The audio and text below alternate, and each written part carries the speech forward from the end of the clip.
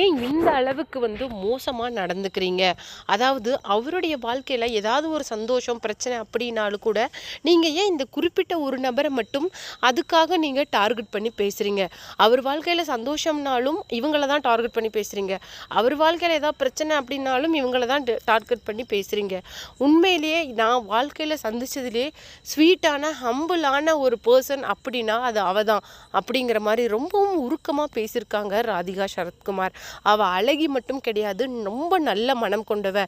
அது மட்டும் இல்லாமல் அவளுக்கு தெரிஞ்ச விஷயம் என்ன அப்படின்னு சொல்லிட்டு பார்த்தீங்கன்னா, இண்டஸ்ட்ரியில் அவள் ஆரம்பத்தில் லேர்ன் பண்ணிக்கிட்டது என்னென்னா, கண்டிப்பாக இண்டஸ்ட்ரியில் நிறைய மனிதர்கள் இருப்பாங்க, அது கூடவே மிருகங்களும் இருக்கும்.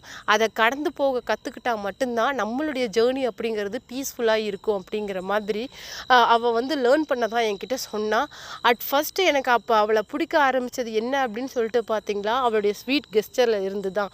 அப்படின்னு சொல்லிட்டு இன்றைக்கி அந்த குறிப்பிட்ட ஒரு நடிகை மேலே விழுந்த அந்த ஒரு பிரச்சனைக்காக இன்றைக்கி நின்று பேசியிருக்காங்க ராதிகா சரத்குமார். அது மட்டும் இல்லாமல் இப்போ சங்கீதா விஜய் மற்றும் முதல்வர் அவருடைய ரீயூனியன் ஆக போகிறாங்க அப்படிங்கிற ஒரு விஷயத்தில் முக்கியமாக வைத்து விமர்சனம் செஞ்சு பேசப்படுற நபராக இருக்கிறாங்க நடிகை த்ரிஷா. அவங்களுக்கு இன்றைக்கி சப்போர்ட்டிவாக பேசியிருக்காங்க ராதிகா சரத்குமார். அப்படி என்ன சொல்லியிருக்காங்க அப்படிங்கிற ஒரு முக்கியமான விஷயத்தை தான் நாம் பார்க்க போகிறோம். சேனலுக்கு புதிராக இருந்தால் மறக்காமல் சேனலை சப்ஸ்கிரைப் பண்ணிக்கோங்க. அதாவது கிட்டத்தட்ட ஒரு இப்போலேருந்து 6 மந்த்துக்கு முன்னாடி பிப்ரவரியில் 2 பேருக்கும் டிவோர்ஸ் கேஸை சங்கீதா செங்கல்பட்டு குடும்ப நீதிமன்றத்தில் தாக்கல் பண்ணுறாங்க. அப்படி அவங்க தாக்கல் பண்ணும்போது அவங்க மென்ஷன் பண்ண ஒரு விஷயம் என்னுடைய கணவருக்கும் வேற ஒரு நடிகைக்கும் தொடர்பு இருக்குது அப்படிங்கிற மாதிரி சொல்லியிருந்தாங்க. இந்த விஷயத்தை உண்மையிலே தமிழகத்தில் இருக்கிற ஒருத்தரால் கூட ஏற்றுக்க முடியல. ஏன்னா விஜய் சாரை பற்றி என்ன வேணாலும் நீங்கள் சொல்லுங்கள், அவர் வம்பிழுப்பார், எது வேணாலும் சொல்லுங்கள், பெண்கள் கூட தவறான தொடர்பில் இருக்காங்க அப்படிங்கிறத யாராலையுமே ஏற்றுக்க முடியாது. அது ஈவன் அவங்களுடைய மனைவி சொன்னால் கூட எங்களால் ஏற்றுக்க முடியாது அப்படின்னு சொல்லிட்டு மொத்த ரசிகர்களும் கொந்தளிச்சாங்க.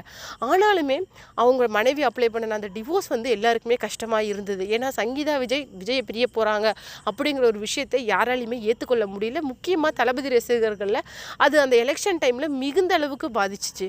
இன்னொரு முக்கியமான விஷயம் என்ன அப்படின்னு சொல்லிட்டு பார்த்தீங்கன்னா, இன்றைக்கி நடந்த கேஸில் சங்கீதா தரப்பு வெளியிட்டிருக்கிறது என்னென்னா, கேஸை வாபஸ் வாங்க போகிறதா வெளியிட்டிருக்காங்க.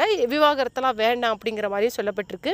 அதையும் தாண்டி வந்திருக்கிற ஒரு முக்கியமான தகவல் என்ன அப்படின்னு சொல்லிட்டு பார்த்தீங்கன்னா, ஷோபா சந்திரசேகரை அவங்க மீட் பண்ண போகிறாங்களாம் அப்படிங்கிற மாதிரி ஒரு தகவலும் வந்திருக்கு. அதை தொடர்ந்து லண்டனில் இருக்க அவங்களுடைய அம்மா அப்பா எல்லாருமே ஃபேமிலியாக நீலாங்கரையில் ஒரு மீட்டிங் இருக்க போகுது அப்படிங்கிற மாதிரியும் சொல்லப்பட்டிருக்கு.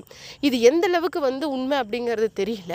ஆனால் இந்த டைமில் பரவலாக ரசிகர்கள் பேசப்படுற ஒரு விஷயம் என்னென்னா, ஒருவேளை சங்கீதா விஜய் திரும்ப வந்துட்டாங்க, இதுக்கு மேலே விஜய் சாரும் த்ரிஷா மேமும் சேர மாட்டாங்களா அப்படின்னு சொல்லிட்டு இப்போ கூட த்ரிஷா மேமை டார்கெட் பண்ணி பேசிகிட்டு இருக்காங்க. அதுக்காக அவங்களே ஆக்சுவலாக இந்த விமர்சனத்துக்கு தலையிட்டு தயவு செய்து நடந்த ஒரு மிஸ் அண்டர்ஸ்டாண்டிங்கை நீங்கள் பெருசுப்படுத்த ட்ரை பண்ணாதீங்க, இதுக்கு மேலேயாவது இந்த பிரச்சனையை ஆஸ் இட் இஸ் விட்டுருங்க அப்படிங்கிற மாதிரி சொல்லியிருந்தாங்க. ஆனால் ராதிகா சரத்குமார் என்ன சொல்லியிருக்காங்க அப்படின்னு சொல்லிட்டு பார்த்தீங்கன்னா, என்னுடைய லைஃப்பில் நான் சந்தித்ததுலேயே ரொம்பவும் ஸ்வீட் அண்ட் ஹம்பிளான பர்சன் அப்படின்னா அது த்ரிஷா தான். எந்த அளவுக்கு அவங்க அழகோ அந்த அளவுக்கு அவங்களுக்கு அழகான மனசும் இருக்குது அப்படிங்கிற மாதிரி சொல்லியிருந்தாங்க. இந்த விஷயத்தை நான் ஃபஸ்ட் ஆஃப் ஆல் அவங்களுடைய டிவோர்ஸை தாண்டி அதுக்கு காரணம் த்ரிஷா தான் அப்படின்னு சொல்லும்போது எனக்கு உண்மையிலேயே ரொம்ப கஷ்டமாக இருந்தது. ஆனால் நான் அப்போ அதை பற்றி எதுவுமே பேச விரும்பலை. ஏன்னா ஒன்ஸ் உண்மை அப்படிங்கிறது வெளியே வரும் இல்லையா, ரொம்ப நாள் உண்மை அப்படிங்கிறது பூட்டி வைக்க முடியாது. ஸோ அப்போ அதே மாதிரி இன்றைக்கி அந்த உண்மை அப்படிங்கிறது வெளியில் வந்துருச்சு. சங்கீதா விஜய் கண்டிப்பாக மனசு மாறி இருக்காங்க அப்படின்னா ஏதோ ஒரு விஷயம் அவங்களுக்கு தெரிஞ்சிருக்கு அப்படிங்கிறதுனால தான் மனசு மாறி இருக்காங்க.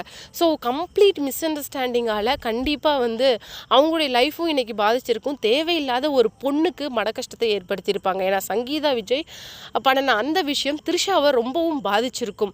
அவங்க எந்த அளவுக்கு வெளியில் சிரிக்கிறாங்களோ அந்த அளவுக்கு உள்ளுக்குள்ளே அவ்வளோ கஷ்டத்தில் இருக்காங்க. ஏன்னா விஜய் தொழில் ரீதியான நல்ல நண்பர், வெல்விஷர், கேர்டேக்கர், அப்படி இருக்கிற ஒரு பர்சனுக்கு நம்மளால் ஏதோ ப்ராப்ளம் வரப்போகுது அப்படிங்கிறத யாராலையுமே ஏற்றுக்க முடியாது. அந்த மனநிலையில் தான் த்ரிஷாவும் இருந்தாங்க.